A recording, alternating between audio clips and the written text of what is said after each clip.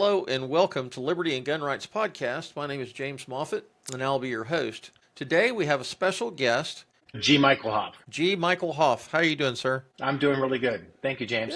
Yeah. Thank you for being here. Do me a favor and introduce yourself to the listening audience. In a nutshell, I'm just a USA Today best-selling author. I've done 40 books in my life. I have transitioned from that into publishing, into publishing companies, as well as some other adjacent companies that deal with publishing and writing and authorship. That's awesome.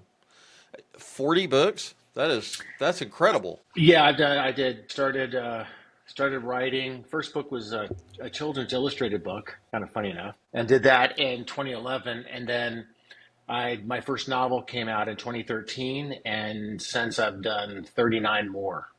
And then on top of that, in total, all my publishing companies we published, I'm looking on the board over here, 168 books to date. Wow. That's awesome. So tell us about your military background. Yeah, I joined the Marine Corps and right out of high school. I actually had really good grades. I could have gone on to college and done really well, but I just had this desire to kind of see the world. I kind of wanted to get out of the classroom, and I thought the Marine Corps was the best avenue for me to kind of go out and do that. I wanted to be part of an expeditionary force, so I joined the infantry, and I did 6 years, 3 deployments, and went over to the Middle East, and I had a bunch of fun over there. And after 6 years, though, I was done, and I exited out as a sergeant. Well, thank you for your service, sir. Well, I always like to say I thank my country. The country gave me an incredible opportunity, and it's the military is a great avenue for young men and women, and I always encourage them to do service.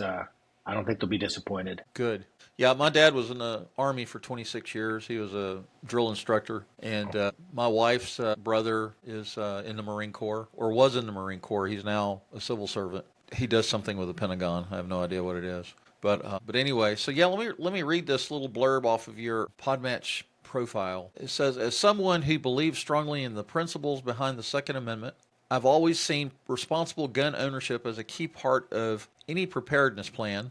I'd welcome the opportunity to talk about how my military and life experiences have shaped my views on survivalism, liberty, and what it means to be ready in uncertain times. So this is Liberty and Gun Rights Podcast, and I think that fits the vision and mission statement of our podcast. And liberty and gun rights and the Second Amendment, support of the U.S. Constitution, Bill of Rights, Declaration of Independence, all of that.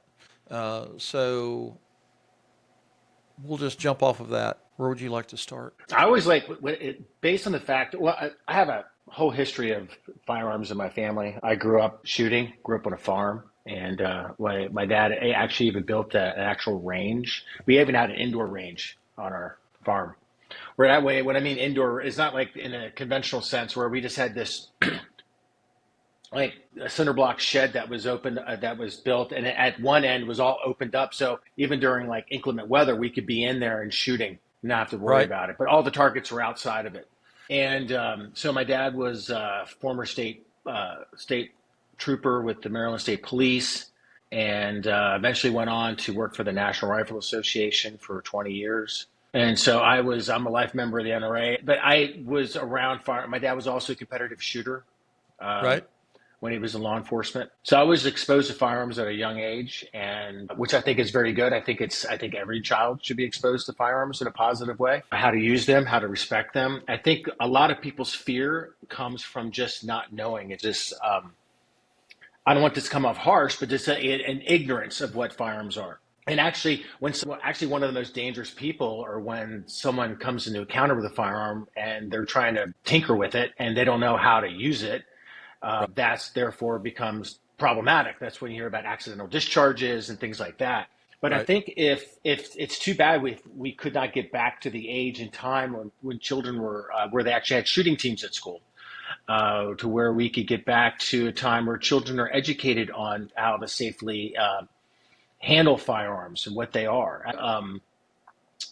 I think we'd actually be a safer society because of it. And when you just look at the firearm anyway, the firearm is just a tool. That's all that it is. And now that I write apocalyptic fiction and I understand the importance of what a firearm is, it's just that. It's just a tool. It's necessary. It's in the toolbox for self-reliance, for preservation, and everyone, I believe, should know how to use one and safely use one. And I've always been a big proponent of it. There's a reason our founders enshrined it as the Second Amendment in the Bill of Rights. When they're coming from a place of tyranny, we have to understand historical context, right?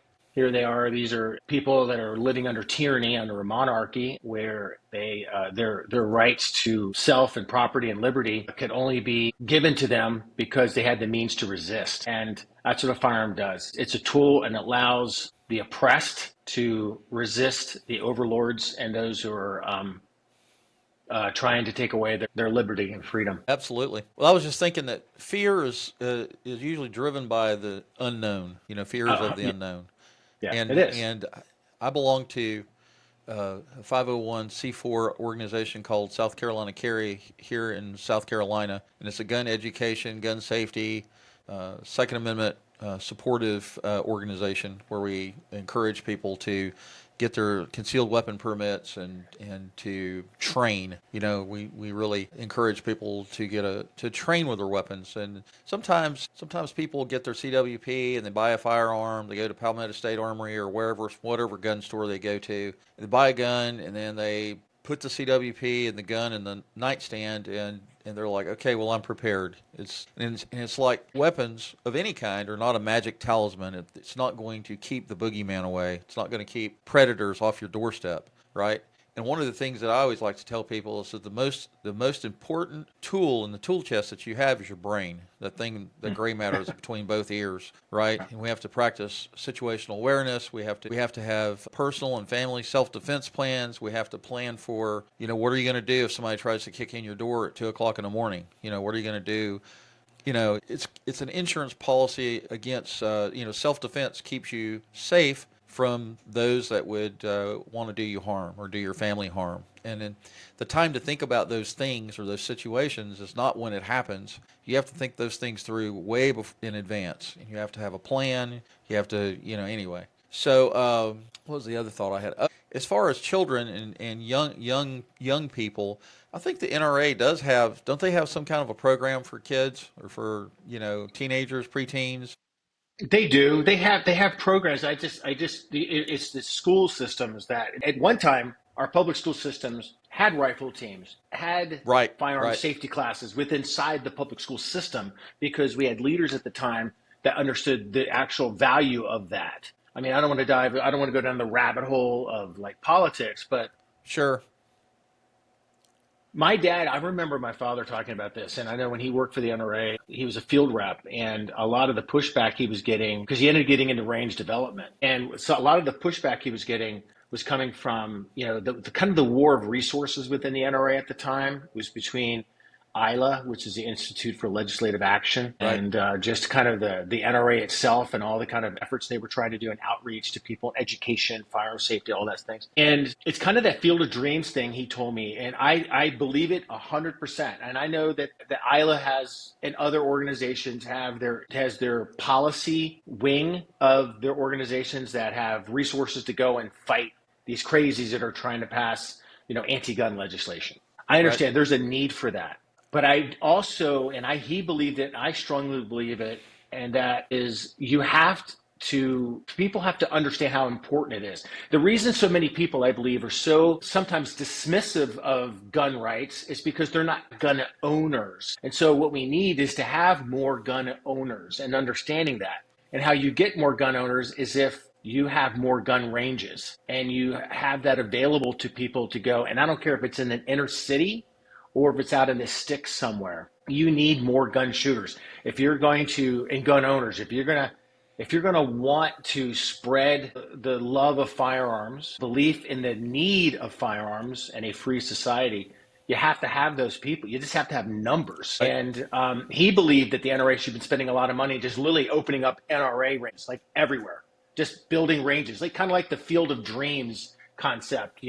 If you build Sure. it, they will come. Right. And make it inexpensive, make it for people to come and have free lessons, whatever that is. Just get people in the door, get them to become responsible gun owners. And then it'll be hard for politicians to pass laws when you have a majority of people that own guns and or believe in the ownership, the free access and use of guns. and that was really poo-pooed. And it was like, no, we'll keep that. Let's just have it all owned by by private individuals and things like that. And I still believe in that. It's too bad that an NRA doesn't have just like every town has an NRA range. Can you Right. imagine that if you went and then like in again, I understand it's a matter of resources, financial resources, and those things they're not inexpensive to operate. And there's the insurance component. There's all these dynamics. But eventually, those things I think come and pay you off. It's like almost like building for generations to come. You look at it, and when I run into people that are anti-gun, a lot of it's just ignorance, and that's where fear is born from. They don't understand it. But nothing lights up more. Nothing lights up like a Christmas tree is when you take someone who's never shot a gun before to the range and they Right. use it, and they're like, "This is amazing." They love it. They absolutely love it. Well, I was raised in a little town called Quinlan, Texas, in northeast Texas. And I remember I went to high school between 1976 and 1980. And I was a member of I belonged to FFA, Future Farmers of America. And we had shop, classes where they taught you how to do basic maintenance on cars, change the oil, work on carburetors, change flat tires, just all the basic things, tasks that young men needed to know, with regards to basic automotive maintenance, right? And they used to have home ec back then too. Mm-hmm. And there's so many things the 70s and 80s that was in school systems are now gone. And I remember quite clearly how there are a lot of my schoolmates, people I went to school with. They lived on farms and ranches out in rural, Quinlan and Lake Tawakoni and all the different cattle mills and all those little towns are surrounding Quinlan. And they drove pickup trucks, Ford F-150s, and they had rifles and shotguns in a rack behind the seat. And they came to school with them, and they stayed in the vehicles. I would dare say that probably a lot of the trucks were not even locked. And if anybody got into a fight over something, over a girl, cheerleader, whatever, the boys would go behind the school buses and duke it out with their fists, right? Mm-hmm. Nobody ever dreamed about going to get a gun out of their truck, and you did. I don't remember ever hearing about active shooting incidents. I don't remember watching the news with my parents and ever hearing that.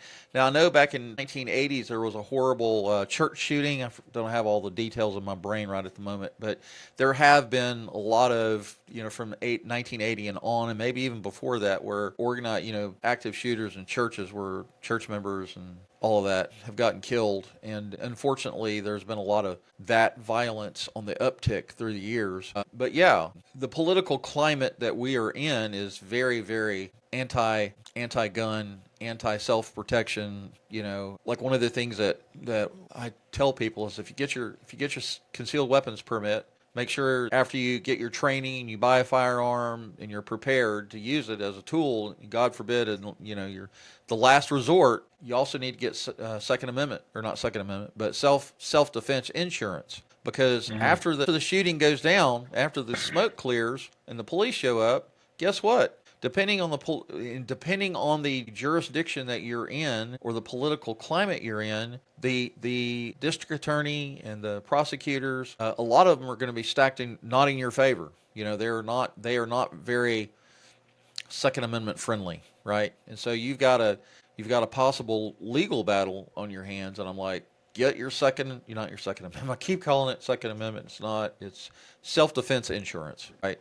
And it's a very important part of your tool chest, because unless you've got $10,000 or $20,000 sitting in a savings account somewhere, you might be in jail for a month or more, depending on what the situation is or whatever. But yeah, it's there is a lot of ignorance when it comes to firearms, and I think that the political climate where we are in, it stokes the flames of fear in people. Here in South Carolina Carry, Palmetto Gun Rights, several sister organizations have fought hard for the last 10 years to get open carry passed here in South Carolina. And it's like the president of the Sheriff's Association and several police chiefs, police chief from Charleston, the city of Charleston and other surrounding areas were always at the courthouse or the Columbia, South Carolina, where they had their open forums and public meetings where people could come talk in support of or against. And it's just amazing how some police chiefs,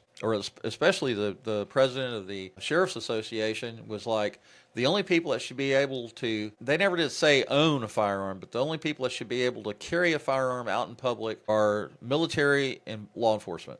That's what they, that's what they believe. And, Moms Demands, what is it? MDA, Moms Demand Action, or whatever that Yeah. organization is. Yeah. All these, Soros and all these billionaires that fund, what is it? Well, you know what I'm talking about. All these Yeah. different So Soros has been organizations. behind like funding a lot of like district attorneys around the country. I know the Soros backs them and the NGOs and things like that to put those candidates out. This is, by the way, this goes back to like we want less fear, less policies. We need more gun owners, more shooters. Period. And how do you do that? And I think you do that by having ranges. I think you have ranges everywhere. I like legitimately have ranges. I mean, you want to talk a place where people need a firearm for self-defense, inner cities. I know this will run contrary to like some people, but we're all Americans, and if you're living in an inner city, that is a place where you're probably already disenfranchised in many ways. And Right. then politicians come in and if they don't outright ban firearms, they'll make them so expensive that people that live in inner cities or are poor can't have access to them. And they do it. It's kind of de facto ban by cost. They'll add taxes and fees and all these things on top of it that just makes the ownership ability of these people out of reach. Right. And I think the NRA and other organizations, Gun Owners of America, all these organizations should be really looking at build. And again, maybe I'm wrong, maybe I'm not up on the speed that they're doing this, but I'm not talking just supporting some private John Doe who wants to open a range, like literally going and doing it and building them everywhere, starting in the inner cities and getting people, finding ways so those people can learn how to use them and then get them in their hands so they can protect themselves, because they are disenfranchised in inner cities. And those are people that do need them. They're in the midst of crime and gang crime and all these things. Oh yeah. Yeah, And absolutely. I think that's how you rally people from all races, all creeds, is you get them around that common purpose of liberty and freedom, and it stems with allowing them to exercise their Second Amendment right. So I'm a big believer in education for firearms, and then having access to them, and then access to go train with them, and that includes ranges. You got to have gun ranges. Absolutely. Gun safety Yeah. is key. Yep. And I think that, as much as we may not like to admit this, I think we're still suffering from some of the outer fringes and effects of the Jim Crow era. I wouldn't doubt that, but yes, but I just would choose not to. I would just choose not to look at that and look at people and like, listen, these are people that are in need, and let's find a ways to limit the fees for these people. Make sure that they can get these Absolutely. things. Make sure they can get the education that they need. If they need, and like even like when you look at a concealed weapons license, it still costs money. And how can we find ways that they can also have means to those things? And so I don't know if there's a program. And again, I know I'm sounding kind of to some people like, well, that doesn't sound very libertarian, but I think we need more shooters. We need more responsible gun owners. And again, I always go back to that. And I don't know how you pay for it all. So that's probably a problem that I'd like to think smarter people are there to do. Well, But here we have to here look in at all South people. Yeah, here in South Carolina, when they passed constitutional carry, they got rid of the sled fee. You used to have send your application in with $50 and your fingerprints, blah blah blah. And now the state of South Carolina is picking up the cost of people getting their CWPs. See, right there, that is a good Yep. exercise of government, because it's doing so in the exercise of a right. Yep. That's Well, why I'm like, I'm all for it. it was a huge uphill battle. I'm gonna tell you. I mean, it literally took us 10 years. I mean, we started out by getting reciprocity passed between us and Georgia.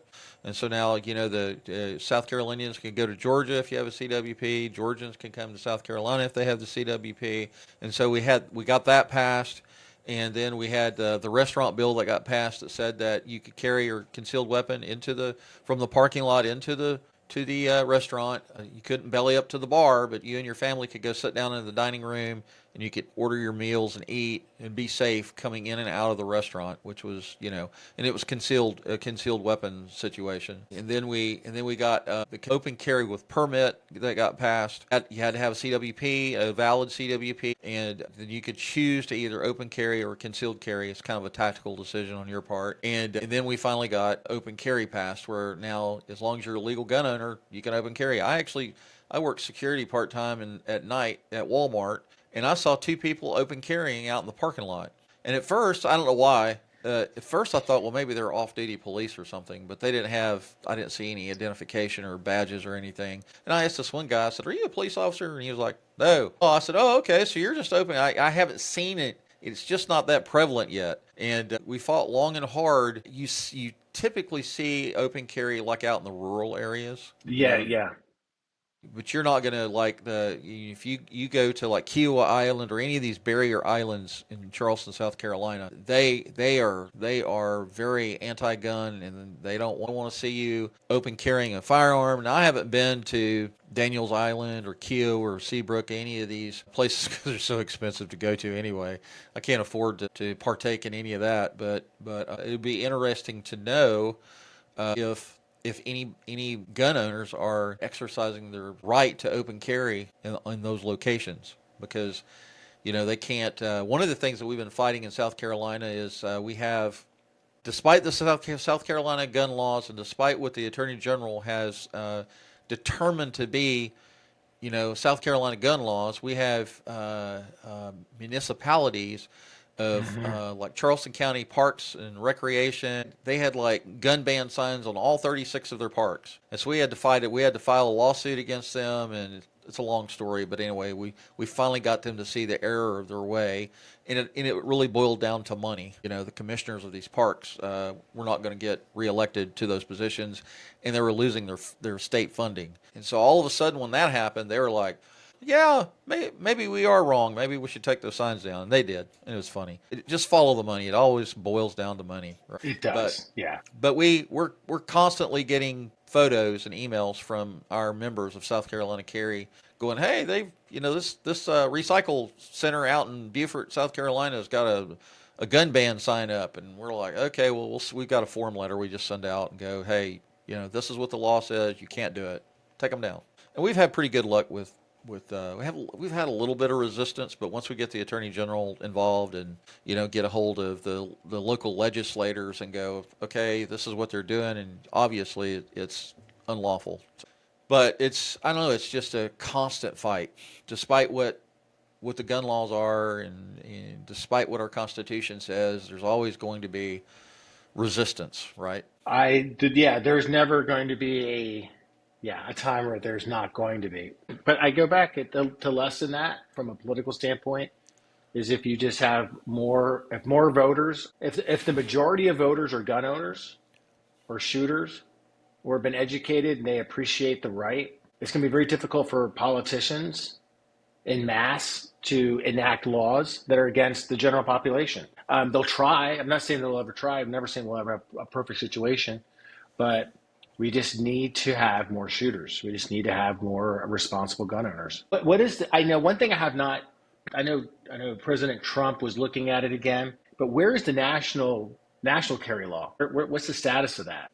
I don't know, and I need to look into that, but I know we are all chomping at the bit for that to happen, because it is too easy. I mean, I know of cases where law enforcement officers here in South Carolina have traveled to places like New Jersey. They're sworn law enforcement officers, and they wind up in jail and facing prosecution for a felony because they carried a gun across their state line. And United States Concealed Carry Association, USCCA, I'm a member of them. I get their concealed carry magazine once every 3 months. They have a app that you can download to your phone that shows you where you just point on the map where you live. Like if you live in South Carolina, you click on that, and it shows you the red states that you cannot carry into, and then it shows you the green states where you can carry into. And United States citizens have to be very, very careful that they don't put themselves in legal jeopardy by crossing a state line with a firearm, God forbid. Connecticut, New Jersey, New York City, all those those northeastern communist states, I don't even think they own an American flag. I think they're flying the freaking Chinese flag. They don't show it on the news, but like I'm not going to New York City because for the simple fact that I don't feel safe. I'd love to go see New York City. You know, I'd love to go visit. I'd like to, go up for a weekend, and everybody's, oh, it's so awesome, it's so wonderful, and I'm like, yeah, okay. I don't want to be disarmed, to go there, and I feel like I'm going down a rabbit hole. You said something, and I took off, and I was like, what did you say? Oh no, I was just asking about the national carry law, National, or the yes, bill. Yeah, I don't know what the status of that is. Trump's first term, I know he was talking about it, but then Republicans are always dragging their feet in Congress. Like, how hard is this? Like if they've got a majority, this can't be that impossible. It's a matter of will. I don't think they actually. I think there are certain members of even the Republican Party that don't want to have it. It would make it very easy for people if it was there. But then what would the standards be? I don't know. It would just make it very easy for Americans to do that. But right now we just got a patchwork. It's just like liquor laws. We were somewhere. Where were we just? We were just visiting somewhere in Rhode Island, and my mother-in-law brought in a bottle of wine, thinking that I was pay a corkage free fee, and they can open the bottle of wine for me. I guess in Rhode Island, you can't bring your own bottle in and pay a corkage fee. I guess it's against the liquor license or liquor laws there.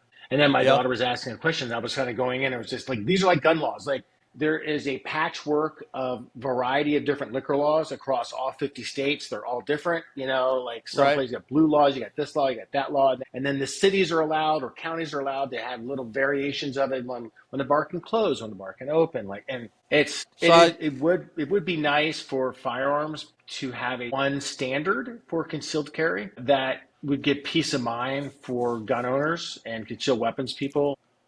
so I just looked up the law.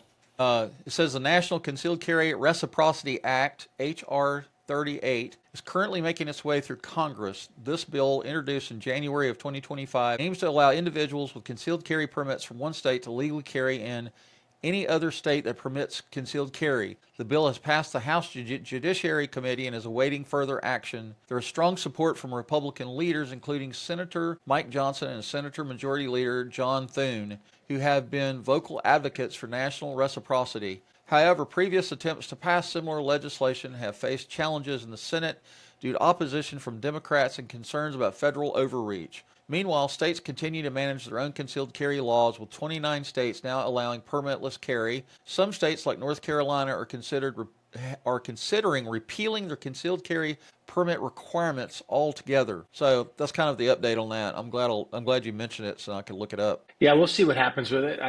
If there's a time, it's time to do it now. You don't want to wait Yeah, till after midterms. I'm not holding my breath, but God, wouldn't that be wonderful? It would Just be wouldn't great. have to worry about it.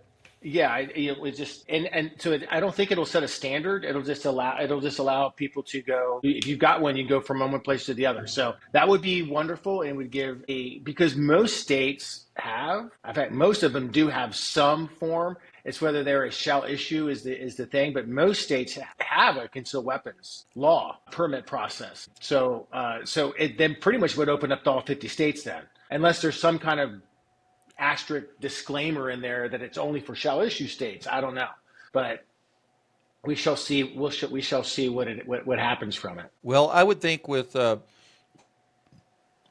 with President Trump being in office again, and the fact that the Republicans have a narrow margin of control over the House and the Senate, I think that now is the time to get that thing passed. I don't know when we'll get it again. Like again, it Right. depends. Like, we got to get it now between now and midterms. So I'm going to ask you a couple of questions off your Podmatch profile. How has your military service influenced your perspectives on survival and personal freedom? Based upon from serving and seeing how the rest of the world lives, I've realized and cherished just how fortunate we are to be in the country. Well, our country isn't perfect and it has its issues. It's still the best thing. It's still the best game in town. And, one thing you get when you join the military is you get perspective. Most military members tend to serve overseas in some capacity somewhere for the most part. And then you happen, like myself, you will deploy to combat zones and then you just see things that most Americans don't see and actually, experience. And so, Right. but then again, just traveling, you get a great appreciation for just how wonderful our country is. And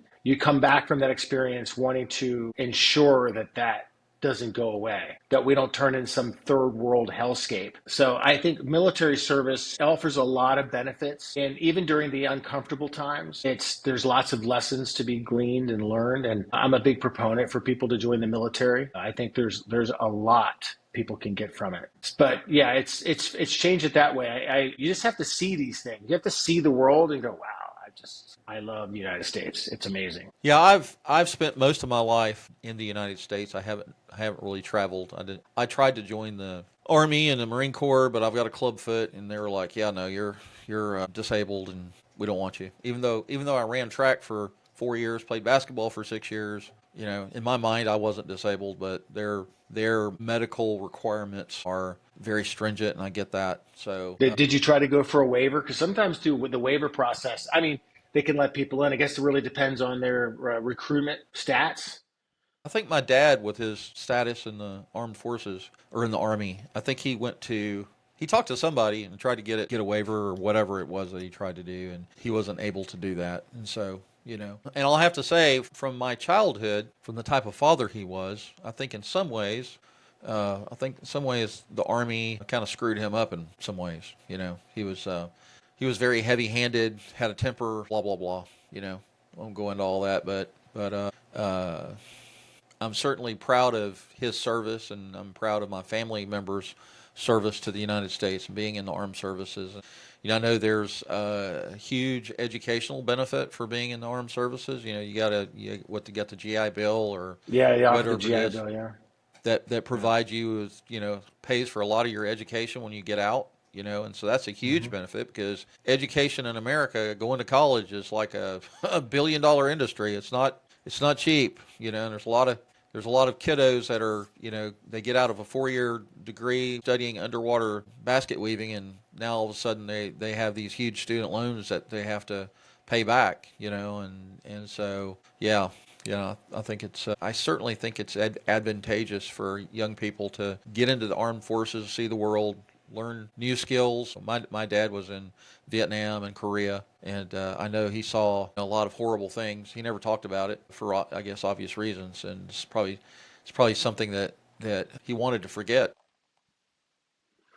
Yeah, there's ways of reframing things, though. Yeah, I don't look at any of my time in the military as bad, even the uncomfortable moments, and I just reframe it as an opportunity to learn from it. It was interesting. There's always the big topic that's always coming out of the military is PTSD, right? PTSD, PTSD, PTSD, and how do people successfully transition from being there back into civilian life? And I look at myself as I transitioned successfully, I believe. When I look back on my own time and my time afterwards. And I think a lot of that stems from getting out and then going and working in a field where I was still amongst veterans. So I was still Right. amongst a group of people that spoke my language and got me, because I went from the Marine Corps to commercial diving, so underwater construction work. And lo and behold, like 2 months, so I get out 2 months later, I'm in commercial diving school down in Houston. And lo and behold, out of all the 30 guys or whatever were in the class, they're all vets. Right. And so so we all spoke each other's language. So like I felt like I didn't get out. And so that school lasts 6 months, and then I go to work, and guess who's out on the oil platforms? Guess who's out on the dive ships? Vets. And again, so did that for so many years, and then I go from that to becoming a bodyguard, an executive protection agent, and guess who's in those fields? Vets. I had this like unique, and I didn't plan it that way. These are just organically careers that I thought would be exciting. And they Right. all have to be populated by people that were also veterans. And again, spoke my language. They got me. They know. And I was still doing things that I thought was kind of really cool and exciting. And I think that's something too. Like you're not amongst a group of people that get you. Secondly, you go from doing something kind of on a world stage that you are doing things that are bigger than you, right? So imagine being Sure. forwardly deployed. You're in a combat zone, or even in Afghanistan, like just happened. And they're back under Biden, and they're trying to get out. You're doing things that are like making world histories. You're part of something that's historical. And then you're on top of it, you're being given tremendous responsibility. When you look at the Marine Corps or even the Army, you've got squad leaders that are leading men in battle, life and death situations that are in their early 20s, and like tremendous responsibility. You're going to take a civilian 22-year-old, they can even run a copying machine. And so, like, here they are. You got 22-year-old corporals that I know they're just a squad leader. They're responsible for men. They're responsible for weaponry. They're responsible for conducting missions or assisting in the conduct of missions that are just young. It shows that even at a young age, we can be responsible if we're allowed to. And, that even goes back just to gun ownership. I know they keep wanting to make it, you have to be older and older and older and older. God, I got my first rifle when I was a little kid. I got a Winchester, I think it was a Model 94. It was in a 22 Yeah. caliber. It was a lever action. It's my first rifle. The first thing I took deer hunting. I put an old Tasco scope on it back in the day, and that's what I went out and go plank squirrels with on the farm. And then I leveled up to that. I think it was a Ruger 7722. My dad got me, and I think I was a kid. Like I was just a kid. Now you have to be 18 years old in order to like they're just making things impossible, and it's by design. And we always say kids aren't old enough. Well, that's our fault then, by the way. That's not the kids' fault. I blame Right. adults for that shit. Like we always want to blame children when really children are a product of us as adults, as parents. So who's to really blame if our kids are screwed up? It's us. I mean, I'm just saying, I'm just like, it's not just all of a sudden we're trying to teach these kids something and they're just incapable. That's just not true. They're capable. I saw young men and women in the military that were young. Yeah, some people are knuckleheads, of course, but for the most part, they're very capable and intelligent, and they can handle responsibility at a young age if you let them. Right. We just don't let them. We don't want them to grow up. Now we've got 29, 32-year-old grown men babies that all do is play video games all the time and live in their basements. Whose fault is that? That's the parents' fault again. Not Right. giving their kids not demanding something of them. Like, okay, it's time for you to move on and do something. So yeah, I hold parents and adults sometimes actually a lot more responsible than children today. Well, it blows my mind when you hear about active shooters on military bases. Yeah. It's like we have men and women of the armed forces that have been trained in hand-to-hand combat, trained with weapons, trained on how to defend themselves and or go on the offensive in foreign lands and kill the enemy. They come back to the United States and they're disarmed and they're on these military bases, and so some whack job can walk in and start just willy-nilly start killing people, and it's like that just blows my mind, right? And it's like we send kids off to war. They come back to America. Oh well, you're not 21 yet, so you're not allowed to carry it. You can't even buy a firearm. And I'm like, what? Yeah, those are those inconsistencies in laws that need to be fixed. I know when I was in the Marine Corps at Camp Pendleton, even though the law was Camp Pendleton out in California, the law was 21 to drink, but on the base it was 18. Yeah. Now they did that for the reason is they didn't want Marines and sailors cruising down to Tijuana, which is 30 minutes away, to drink. They didn't want, guys to go across the border and get in trouble. And Right. so they made the drinking age out. I've heard it's gone back, but I thought that was perfectly fine. Also, not for that reason, but for the reason is like, listen, if we're willing to die, you should at least be able to have a drink. Yeah. Absolutely. So yeah, it's a lot to ask, young men and women to go die, but yet you don't allow them to exercise the rights. And by the way, and people go, well, they don't have the training, or like, well, then why don't we give them training? If the argument is we don't want an 18-year-old to have a buy a rifle because they're not skilled enough, well, let's make them skilled. I said, Right. I would agree with you, Congressman. Here's what we're going to do. We're going to earmark all this money and we're going to provide all this free training to people. And we're going to build ranges and bring these people in, and that'll take care of the problem. But their answer would be no, because their ultimate goal, that's their excuse for making 18, 19, or 20-year-olds not be able to own a firearm. And you see what they're doing. It has nothing to do with safety. It has everything to do with limiting the number of people that will become exposed to firearms in a positive manner, Right. and then therefore limiting the number of people that will become proud, responsible gun owners, because those people are voters. And so that's the whole point behind it. That's my viewpoint. That's their whole rationale. It has nothing really to do with safety. They just want to limit the number. And this is why the NRA, I know the NRA pushes hard, but we just got it. Field of dreams. You build it, they will come. And you got to spend money on it, real money, to get people in there and training them. Well, the problem is we have this evil thing called lobbyists that go to all of our state capitals and to Capitol Hill and they write these effed up bills and shove lots of money into the legislators' pockets to get them to pass them. So that's term limits and lobbyists we've got to get rid of. Somehow we've got to figure out in America how to Well, remove right? those How is this things. so hard? It's like, so it's either it's incompetence It's or money, it's corruption, and it's corruption. corruption. Yes, And so it's only one or two things. Like, how can it be? And then there's this. Some politicians are just stupid. Like I was telling my wife the other day, like you look around, and Trump says it all the time. Politicians are the dumbest people there are.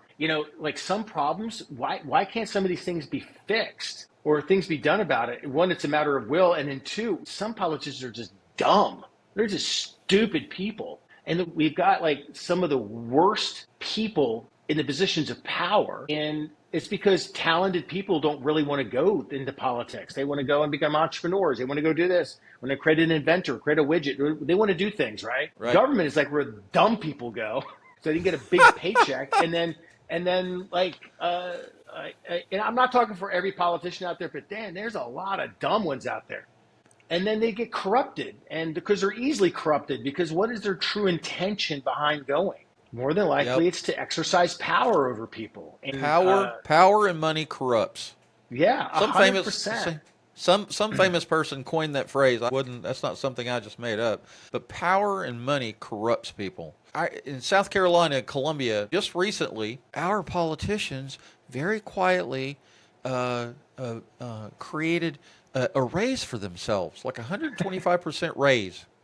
And nobody, and you didn't hear anything about it on the news or anything. They were in session and they were like writing these bills, and they probably folded that pork belly crap into some bill that's 3,000 pages long, and it's come to light, and everybody's like, "What?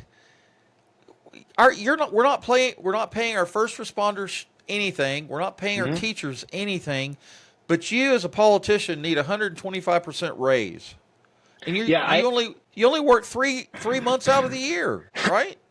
are they It just part time in South makes my head Carolina? spin. Are they part time? Yeah, I mean, politicians they don't go to work like we do.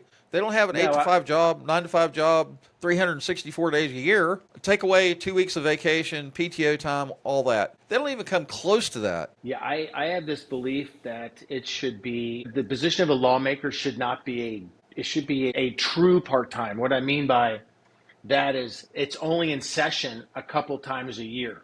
That's Right. it. And then they're out of session and they have to go back to their real jobs. And that it's a true public service that they have to go in and they have to serve, and then they have served for a period of time. You give them a stipend, that's totally appropriate. But yeah, like it's again, this is the how can they dare say they don't there's not enough money in the budget to ensure that teachers have adequate pay or the school systems are adequately funded, yet they can find enough funding to give themselves a 125% increase. It's criminal, I think. They know exactly what, and by the way, both sides of the aisle play this game. Oh, of So that's course. why they work hand in hand easily. And it's either incompetence. Some of them are definitely incompetent because they're stupid, and then there's corruption. By the way, even the incompetent ones are corrupt too. So it goes both ways. They're all pretty much there's this level of corruption that's there. But term limits would be a beautiful thing, and there should be. And how hard is it to pass a law that when you exit, you cannot become a lobbyist or benefit from your time in for the rest of your life? Yeah. Period. Because When did that's true becoming public service, by the way. It's not public service when you go in to ensure that when you leave, you're enriched. That's not public right, service. right. That's just I'm going to find a way to fleece. I'm going to find a way to get a new additional income stream, and it's corrupt. It should When be did that become a public career path? service. At some point, it became a career path, and it wasn't meant that way. It wasn't designed that way. Yeah, I And agree. I'm sorry, but we, the people who are voting these idiots into office, we kind of deserve what we've gotten now because we've allowed it to just get out of control. Yeah, and so that's just like I was talking about the kids. The same thing falls on the voters. How many people end up having amnesia that, like, say in South Carolina, where they voted themselves that increase? Well, they'll conveniently forget about it.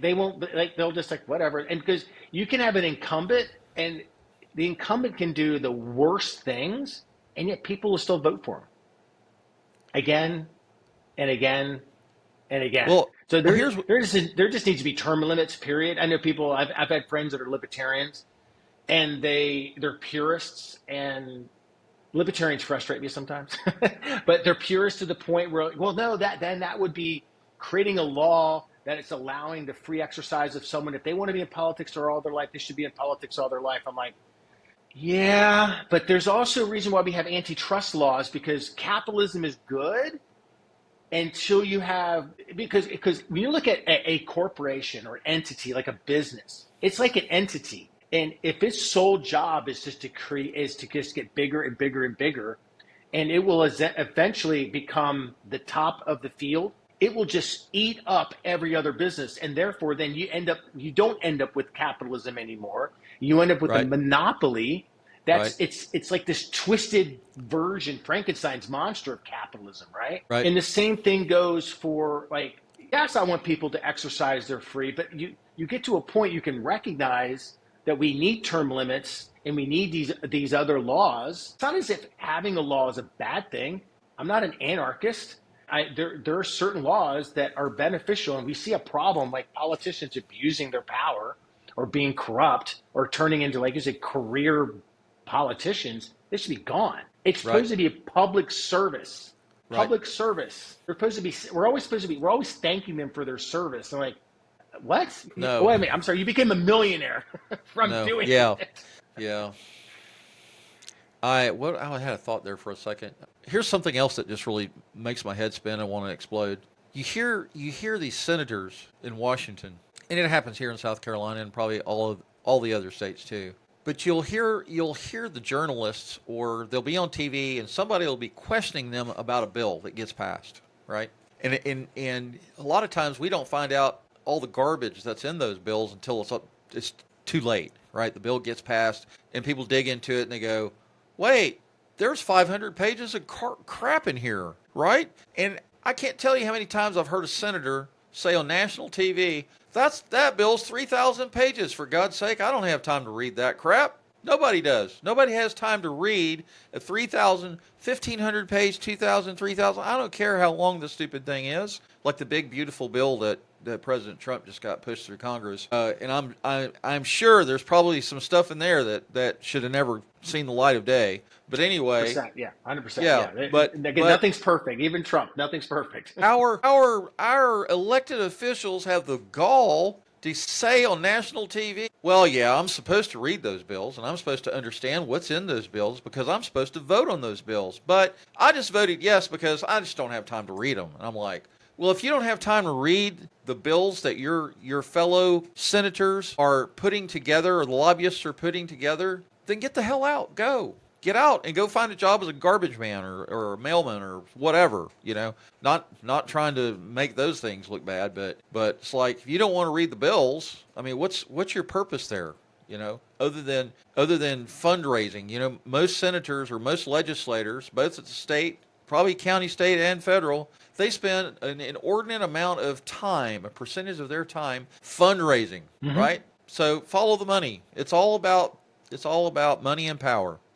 Anyway, I feel my blood pressure going up. Let's not do that. Anyhow, so we're already at 56 minutes. So instead of asking you any other questions, what I want to do is give you an opportunity for an elevator speech, like a 3 to 4 minute elevator speech, to talk to the listening audience. We have veterans, we have proponents of the Second Amendment, we have gun owners, all across the spectrum. I would dare say probably mostly conservative Republicans. There are some Democrats in there that are gun owners and believe in the Second Amendment. And so what would you tell the listening audience? Well, I'll just go back to one thing. I was always a person that believed in a level of preparedness across the board, but when I was doing a lot of the research for my novels, my post-apocalyptic novels, specifically The End, and then the response I got, the book did really well, really, really well. That's the one that got picked up by Penguin, along with 3 other ones. Do you have a copy of it It's you can show? It's tucked over there. I have to get up and go on the other side of the room. But I can get it, sure. But yeah, if you just jump on Amazon, you type in The End, put in The End Hop, it pops up. In fact, you just Google my name on Google, all this stuff pops up. I'm gonna do it. Yeah, and then so one thing I learned from doing the research, writing the book, and then all the response I got was just how many people felt that reading that story of people in turmoil and strife, made them realize how unprepared they were. I found out how unprepared I was. So if you have a grid down environment where the grid collapses, I mean, there's that saying, we're only 9 meals away from society collapsing. I'm paraphrasing that, but that's true. And all preparedness is, it's like having an insurance policy. We all have Right. insurance for a variety, what's health insurance, car insurance, life insurance, you name it. We all have insurance. Being prepared and being self-reliant is your own individual insurance policy so that you and or your family or loved ones can survive. There we go. Right. There's a There's the list of book right books right there. there. That's the audio book right there. I Yeah. got you. So I have what I coined when I was writing the books early on called the 4 pillars of survival. And these are 4 core tenets that I think people can adopt and they can become more prepared and take care of themselves in the future. And so the first pillar of the is resources. That is as simple as that, gathering resources, whether it's that is having the adequate food, water, tools of the trade, firearms, ammunition, medicine, all those are resources you can have. So if tomorrow everything shuts off, you don't have access to a store or pharmacy or any, you've got the resources at home.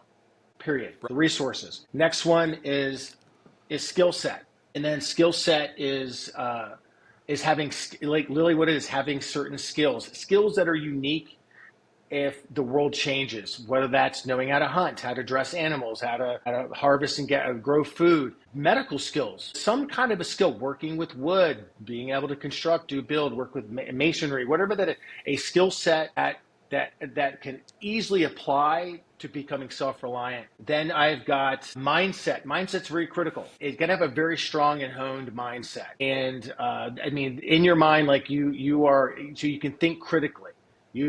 Don't panic. You don't get overly emotional. So the mindset is you're calm, cool, collected kind of a mindset. And the last one, and it's one I think gets overlooked all the time, is fitness. And in a survival situation, your level of fitness will determine your ability to survive. And now, Right. this doesn't mean you have to go out and have a six-pack abs. I'm just talking being conditioned to be able to roll on the ground with somebody if you have to fight, or throwing on a rucksack and humping 3 miles. Can you do that? And then have a gun battle, say, right? I mean, this is why, like, the military has fitness standards, right? So you can Sure. drop in here, go here, and then fight, and then come back. But just a basic level of conditioning so that you can survive. And people really overlook the fitness thing. And I encourage people and that is, because some of these things cost money. You can go on YouTube and learn a lot of stuff. It doesn't really cost anything. You can pick up books, go to the library. You can learn skills without it really costing you except time. Resources, yes, that might cost you some time. Mindset, I think you can do that too. There's ways of training the mind. But then fitness, just get out and walk. There's no reason why people need to be like out of shape. That's really on you as an individual. And if you really want to be self-reliant, I mean, I look at this. The government if you are opposed to government overreach, the government loves that many people are fat, sick, and overweight. They love it, actually. It presents to them a more docile people that can easily be manipulated. Right. And if you want to give your finger to the big man, right? And that is be conditioned and be self-reliant. They don't like that. They don't want that. And so be the outlier. So those I will leave with people are kind of my 4 pillars of survival. And then again, just treat it as that. Treat it as an insurance policy in case the lights go out, you can take care of your family. That's good stuff. Michael, thank you. G. Michael Hopf, thank you for being on the podcast today. To the listening audience, I want to say thank you for the privilege of your time. Our podcast is hosted on Captivate.fm, Apple Podcasts, Spotify, Amazon Music, iHeartRadio. I upload the video episode to my Rumble at rumble.com channel and to my YouTube channel. Be sure to share our podcast with your Second Amendment friends, family, and coworkers. You can contact us at Liberty Gun Rights Podcast at proton.me. That's Liberty Gun Rights Podcast at proton.me. Be sure to visit Amazon.com and get some of these books that Mr. Hopf has authored and written. What are some of them? The Edge, and what are some of the other ones? Oh, you got The End, you got The Long Road. My latest is Cries of a Dying World. There's 7 Days. There's Driver 8. There's a bunch of them. I've also done westerns too. Oh, okay. Well, Yeah, I'm really a fan of the post-apocalyptic zombie apocalypse sort of genre. So I'm well, definitely if going to you check like them kind of out. zombie mutant stuff, check out my book Day of Reckoning. I guarantee that's right up your alley. I guarantee it. Okay, good. I'm excited because I'm a huge bookworm. I love reading. My wife and I both read, and I read all the time. And I'm always looking. I'm always in search of some good stuff to read. Yeah, Day of Reckoning is kind of a political thriller meets a zombie horde. Okay, that sounds good. All right, to my listening audience, thank you for being here. I hope you enjoyed this podcast episode. If you're on Apple Podcast, on your Apple device, listening to this episode, please leave a review. All right, we'll talk to everybody later. Talk to you later. Bye bye. Bye Bye bye. bye.